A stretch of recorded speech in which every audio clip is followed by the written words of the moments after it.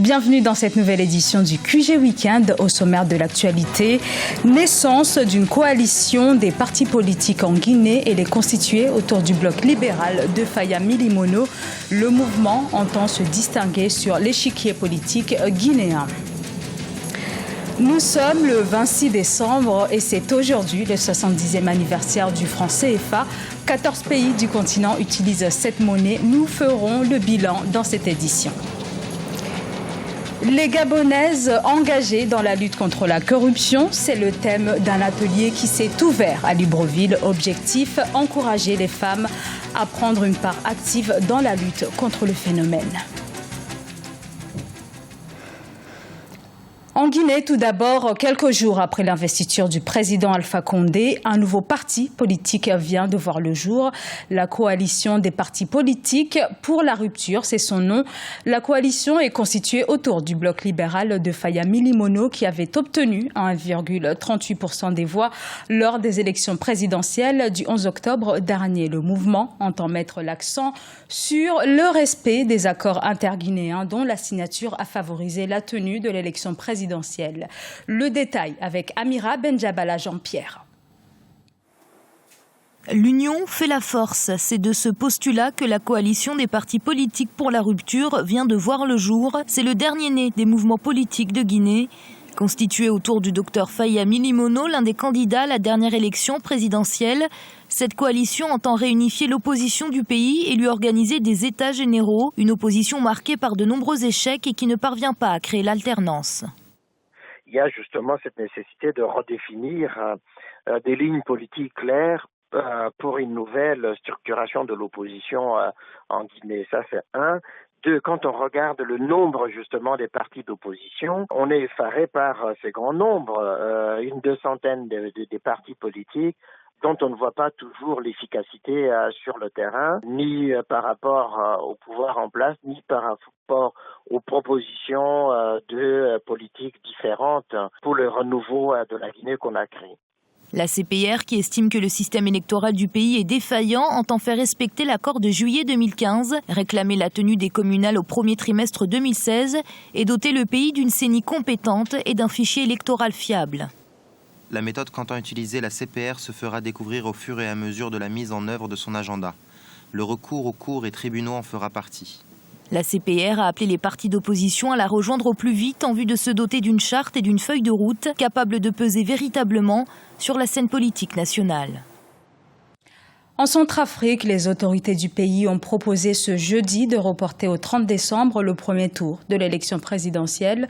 Des problèmes de formation des agents électoraux ont notamment été évoqués. Un scrutin déjà reporté à plusieurs reprises du fait, entre autres, de l'insécurité dans plusieurs zones du pays. 30 candidats sont en lice pour la présidentielle et ce report suscite des réactions mitigées. Écoutons celle de Marie-Reine Hassen, candidate à l'élection présidentielle. Le contexte dans lequel se préparent ces élections me pousse à constater, comme je l'ai fait depuis longtemps, qu'elles sont purement cosmétiques. C'est un processus électoral qui est de toute évidence mal maîtrisé et irréaliste. Et si aujourd'hui on repousse de 3 jours pour les principales raisons qui sont qu'il y a un problème d'organisation, que les urnes n'ont pas été encore acheminées dans l'arrière-pays. Si la seconde raison, c'est qu'il y a un problème de formation des agents, tout ça c'est un peu ridicule parce que déjà ça se prépare à l'avance ce type d'élection. Donc même pour le 30, je n'y crois pas. Il faut se souvenir que les élections présidentielles et législatives de 2011 ont été caractérisées par de nombreuses irrégularités, aussi bien au niveau de l'organisation que des résultats. Et la suite, nous l'avons vu, c'est cette rébellion qui est arrivée, la Séléka, et qui a tout dévasté. C'est inutile de se précipiter pour aller vers des élections qui ne pourront qu'enflammer la situation actuelle qui n'a toujours pas été réglée. Le franc CFA fête ses 70 ans aujourd'hui. Le 26 décembre 1945, la France créait le CFA, dénommé à l'origine franc des colonies françaises d'Afrique. Aujourd'hui, le sigle a une autre signification, à savoir franc de la communauté financière africaine. Aujourd'hui, 14 pays d'Afrique subsaharienne l'utilisent, mais alors que pour certains, cette monnaie est un gage de stabilité, d'autres demandent à sortir de cette monnaie héritée de la période coloniale. Le point avec Olivia Hieré-Dobré. 26 décembre 1945, 26 décembre 2015, le franc CFA fête ses 70 ans. Créé après que la France ait ratifié les accords de Bretton Woods qui ont dessiné les grandes lignes du système financier international en 1944, le franc CFA est la dénomination de la monnaie commune de 14 pays africains membres de la zone franc. Il existe aujourd'hui 2 types de francs CFA. Le franc de la communauté financière africaine pour les pays membres de l'Union monétaire ouest-africaine et le franc de la coopération financière en Afrique centrale pour les pays membres de l'Union monétaire de l'Afrique centrale. Le franc CFA dispose d'une parité fixe. Depuis la création de la zone euro, sa valeur dépend de la monnaie unique européenne. Mais 70 ans après sa création, l'heure est au bilan.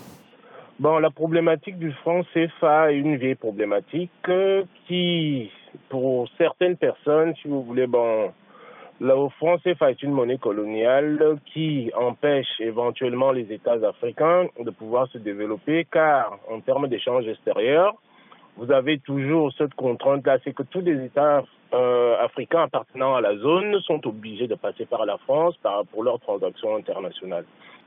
D'un autre côté, on peut se dire que le franc CFA, si vous voulez, bénéficie de la stabilité de son attachement par rapport à l'euro aujourd'hui. Mais on peut aussi se dire que le franc CFA paye un lourd tribut par rapport aux transactions internationales, dans la mesure où on sait que nous nous situons dans le domaine de la finance. Les États africains laissent énormément de fonds dans leurs transactions internationales qui bénéficient à l'ancienne colonie.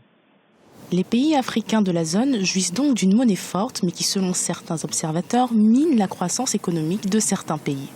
Mais alors, faut-il sortir du franc CFA ? D'ici le 1er janvier 2020, les 15 pays de l'espace CEDEAO ont prévu de disposer d'une monnaie unique. Un projet déjà débattu en 2000 qui peine toutefois à se concrétiser. Cette monnaie aurait dû être lancée en 2015, mais beaucoup des pays membres n'ont pas respecté leurs responsabilités financières. Les États doivent se conformer aux critères macroéconomiques comme l'inflation, la stabilité de la monnaie. Sans cela, si nous mettons en place une monnaie commune, ce sera un échec.